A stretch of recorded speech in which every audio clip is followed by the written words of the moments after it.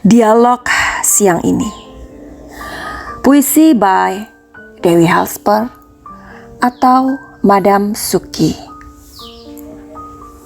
Suara angin, semilir, lirih, kadang riuh dan gemuruh, seperti suara pantai ini. Memandangi pantai, tak lupa aku bertanya pada pasir yang terasa hangat di kakiku. Adakah sebuah tempat yang memberikan kedamaian? Tanyaku. Aku mendengar sebuah jawaban.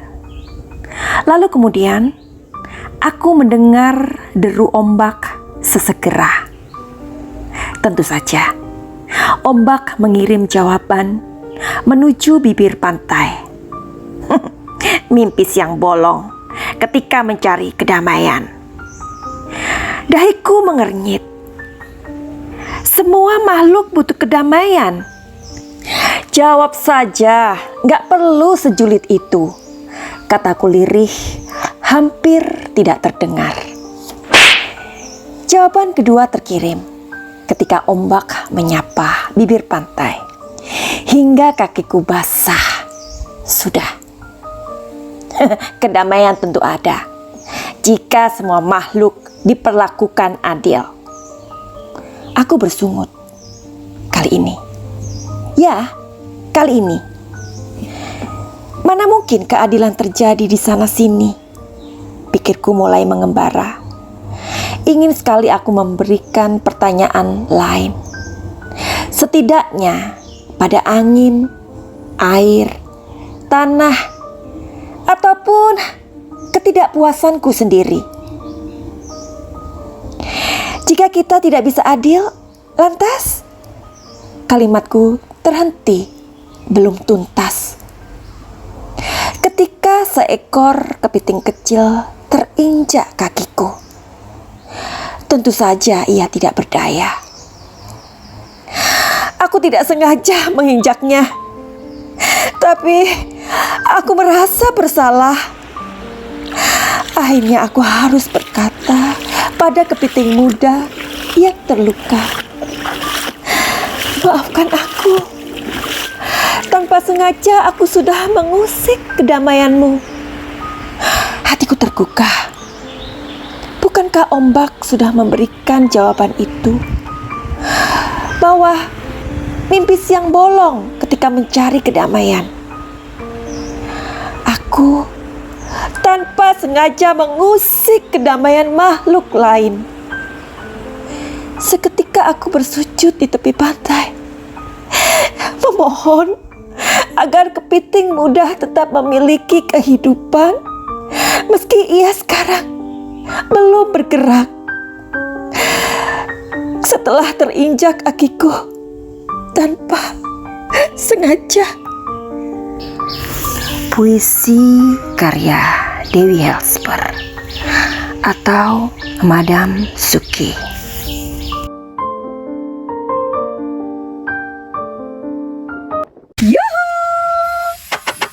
Anybody home, semua kita disinari oleh kasih dan cinta. Dan buat kalian yang baru saja terdampar atau kesasar di channelku ini, aku si pembisik aku tinggal di Belanda dan di Thailand. Dan buat kalian yang sejauh ini udah support channelku ini, banyak cinta buat kalian. Hari ini masih kita mau ngomongin subang lagi ya, meskipun kita udah kedekatan, gemas, dan feel like oh my god, tapi kok ya kita masih mempunyai perhatian besar dan ingin mengawal kasus ini agar tidak menguap begitu saja. Oke, hari ini sebelum aku memberikan sebuah telling story melalui sebuah kartu yang bernama Tarot. Tarot adalah kartu yang bercerita, tidak ada hubungannya dengan jin atau setan manapun. Oke, dan kartu Tarot bukan musik.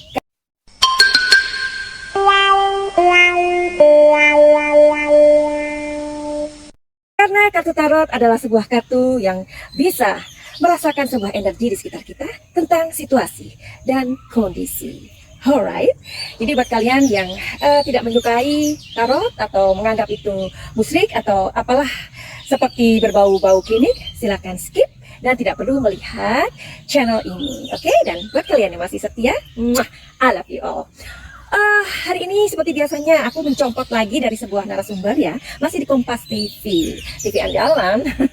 Oke, di situ aku masih menyimak dan mengamati tentang sebuah dialog atau percakapan dari Mas Aiman atau Kang Aiman ya, seorang presenter yang lugas, yang tegas dan independen, pokoknya keren banget. Jadi pembicaraan Mas Aiman ini aku kutip ketika ada sebuah percakapan dengan seorang pakar bidang kriminologi dan kepolisian, yakni Bapak Andrianus Meliana. Oke, sekarang kita dengarkan bersama. Saya ingin tanya, apakah kasus Subang ini pembunuhannya dilakukan oleh kelompok pembunuh bayaran? Kita sekarang masih dalam proses ya, Mas, proses lidik-sidik, di mana kesannya, saya katakan kesan karena saya tidak datang ke sana dan memang berusaha menjaga jarak. Ada dua kelemahannya. Kelemahan pertama adalah dari hasil pemeriksaan forensik oleh dokter menunjukkan secara kurang tepat begitu. Ya, nah yang kedua olah TKP pada rumah yang menurut saya jorok ya. Oh, tidak langsung disterilkan begitu ya?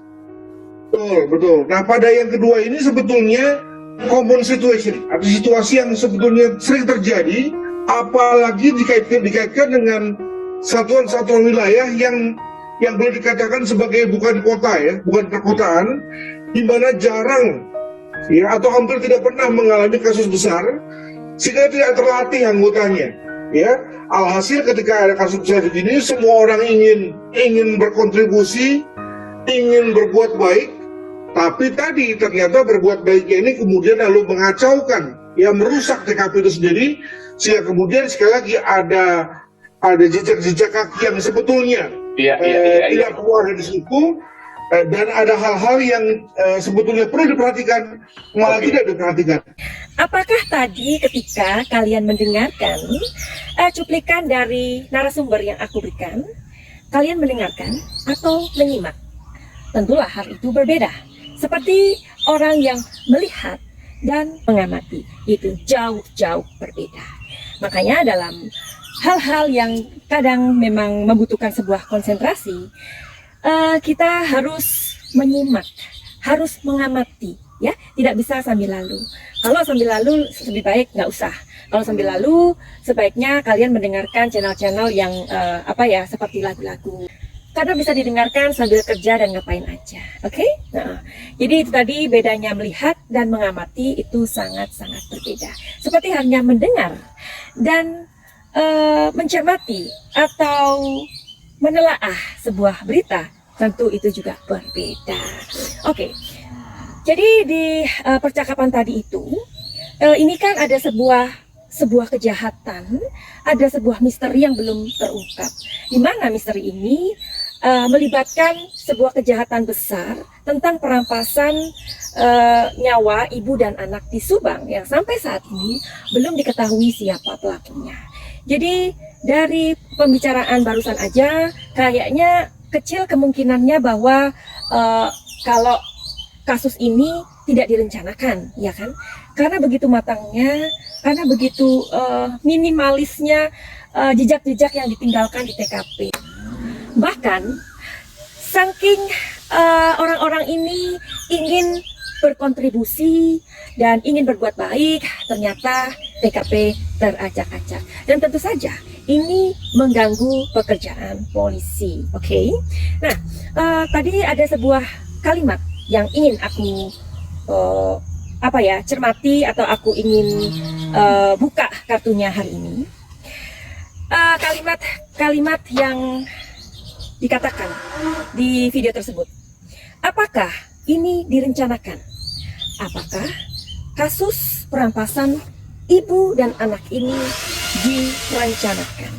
Kalau kalian sudah jalan-jalan ke video aku dari 5 bulan yang lalu, 4 bulan yang lalu, pastinya kalian sudah banyak sekali menerima informasi melalui pembacaan kartu tarot Madam Suki. Alright, tapi it's okay. Hari ini kita mau ngebahas lagi tentang mungkin sesuatu yang pernah aku ulang. Oh, whatever. Jadi kita pengen mengawal aja, intinya seperti itu ya Cing ya. Apakah kasus perampasan nyawa ibu dan anak ini direncanakan?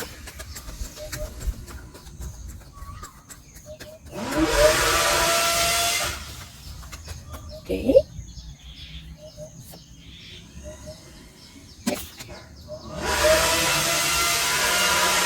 Wow. Wow. Oke.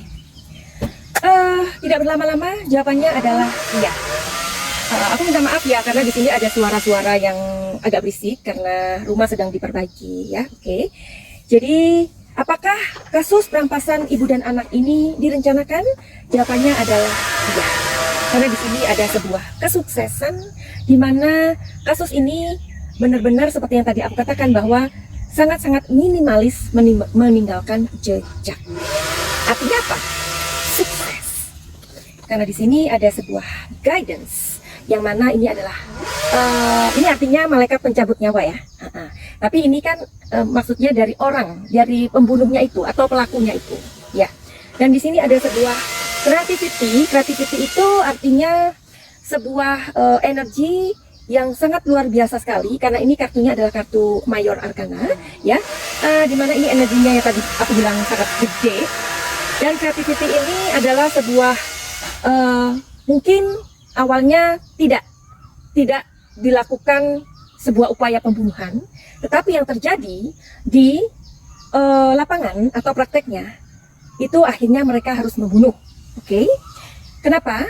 Karena orang yang sudah merencanakan, mereka tentu mempunyai planning A dan planning B. Planning A misalkan hanya orangnya diambil aja, tetapi bila mana terjadi sesuatu yang tidak diinginkan, pasti dilakukan planning B, yaitu di mana harus dihabisi. Ketika dihabisi, itu pun sudah mereka menggambar atau membuat sebuah rencana besar, ya. Maka itu kartunya creativity. Terus pertanyaan lagi, apakah korban dibunuh saat mereka tidur? Oke. Karena seperti tadi keterangan di video bahwa di video itu Bapak Andrianus Meliala juga mempertanyakan hal tersebut ya. Apakah korban ini dibunuh pada saat tidur atau bagaimana? Kita belum tahu itu ya. Sebagai netizen ya kita harus tahu dong semestinya. Karena barangkali polisi memberikan kisi-kisi atau ngasih tahu lah ya paling enggak kalau korban ini dibunuh saat tidur atau pas komunikasi. Nah, kita butuh kejelasan itu. Oke, sekali lagi, tarot adalah kartu untuk melihat energi, kondisi, dan situasi. Bila mana benar, kita tanggapin dengan sikap bijaksana. Bila mana meleset, kita tanggapi juga secara bijaksana. Alright? Apakah korban dibunuh saat tidur?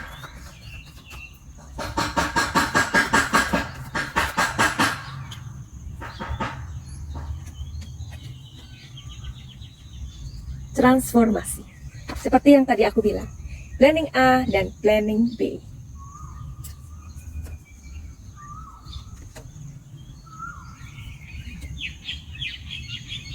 Exactly. Oke, sekarang aku mau cari tahu kejelasannya di kartu ini, oke?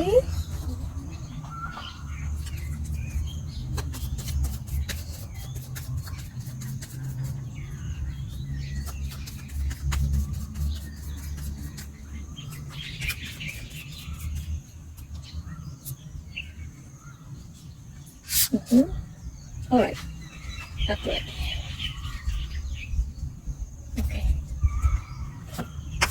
Jadi kartu ini energinya mengatakan persis seperti aku katakan sebelum aku men-shuffle kartu ya. Jadi ada perubahan rencana. Ya. Barangkali memang bukan dibunuh, tetapi karena sesuatu terjadi, rencana B lah yang dilakukan ya. Karena di sini ada sebuah sharing. Oke, sharing. Dan mereka dibunuh itu atau dihabisi itu pas lagi tidur apa pas lagi komunikasi? Pas lagi komunikasi. Oke. Finally begitu aja yang bisa aku intipkan hari ini. Kita akan ketemu dengan video berikutnya selama kasus ini belum menemukan sebuah jawaban, aku akan memberikan kisi-kisinya seperti ini, ya. Oke. Sebelum aku mengakhiri videoku ini, ada sebuah cerita detektif yang perlu kita tahu hari ini, yaitu cerita ini aku buka di saat musim winter, dimana winter itu sangat dingin sekali ya, kita tahu. Dimana kondisi dingin itu memang benar-benar membuat kita harus berbalut-balut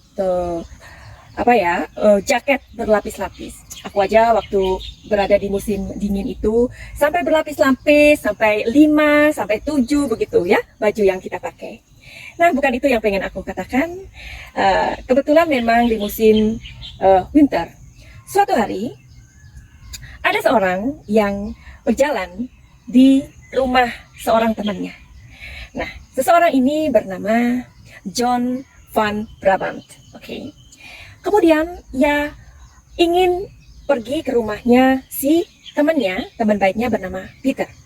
Nah, kemudian ia mengetuk-ngetuk pintunya. Peter, Peter. Kemudian John pun berkata sedikit berteriak karena suasana di situ sangat gelap ya. Peter, Peter, waar ben jij? Laten wij praten bij de lekker koffie alsjeblieft, gitu kan. Nah, artinya Peter, di mana kamu? Ayo kita minum kopi yang sangat nikmat ya. Tapi kemudian setelah setengah jam atau ya lama juga sih ya, akhirnya dia memutuskan untuk pergi ke kantor polisi. Kemudian dengan gemetar John mengatakan kepada polisi, polisi, aku melihat sesuatu yang sangat-sangat membuat aku ketakutan. Karena aku baru saja ke rumah teman baikku bernama Peter. Dan kemudian aku melihat ia tergeletak di sana. Aku tidak tahu apa yang sedang terjadi dengan Peter, teman baikku. Kemudian polisi pun mengatakan, terima kasih, bedankt meneer John van Brabant untuk informasinya, for the informasi. Oke, terus kemudian polisi pun segera menuju ke sana. Finally, apa yang terjadi setelah itu? Setelah beberapa hari kemudian, kepolisian atau polisi datang ke rumah John van Brabant untuk menangkapnya. Kenapa John van Brabant ditangkap? Karena John memberikan sebuah pernyataan pada malam itu. Karena polisi menginvestigasinya, polisi bertanya, bagaimana kamu tahu kalau temanmu tergeletak? Waktu itu karena aku memanggil-manggil, Peter tidak mendengarkan. Kemudian aku loncat ke rumahnya dan aku melewati sebuah pagar. Di atas pagar itu kemudian aku melihat bahwa Peter tergeletak. Aku pikir dia mati di sana karena dia tidak bergerak sama sekali. Iya, bagaimana kamu mengetahui sedangkan ini musim winter dan es di mana-mana? Bagaimana kamu bisa melihat bahwa kamu bisa melihat keberadaan Peter yang jatuh tergeletak? Ya, karena kemudian aku membersihkan es itu dengan nafasku. Itulah kelemahan dari John van Brabant. Karena polisi juga adalah orang-orang yang sangat kompeten di bidangnya ini. Setiap hari bertemu dengan kriminal, bertemu dengan penjahat, bertemu dengan orang-orang yang nakal dan membuat masalah tentunya.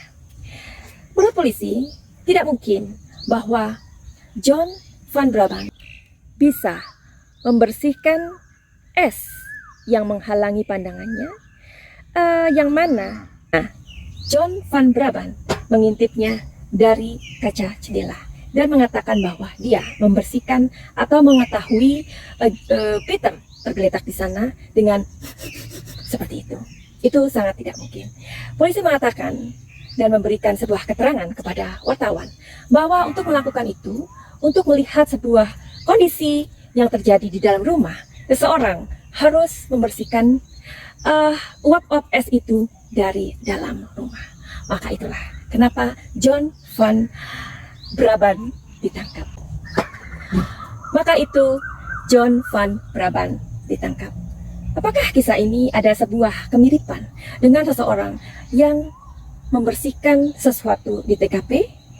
Jika ia tidak tahu di mana keberadaan dari penghuni rumah tersebut, Kenapa ada waktu sekitar 10 atau 15 menit ya, kita tahu ya, di dalam rumah itu.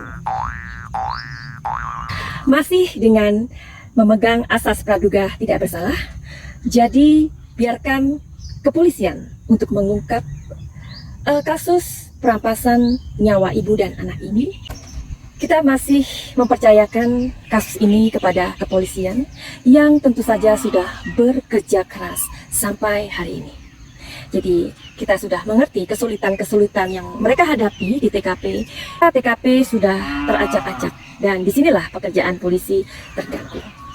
Sebelum aku mengakhiri dari videoku ini, buat kalian yang mempunyai masalah pribadi, apapun masalah itu, atau mau healing, silahkan untuk booking my time dulu. Caranya bagaimana terhubung dengan aku, silahkan untuk melihat di deskripsi. Oke, begitu saja. Finally, send love and light. Salam Jaya. Terima kasih ya kesayangan Madam Suki udah mampir di channel ini. Dan jangan lupa ikuti video-videoku yang lain meskipun bukan membahas Subang ya. Yang pasti keren dan pastinya kalian suka. I love you all.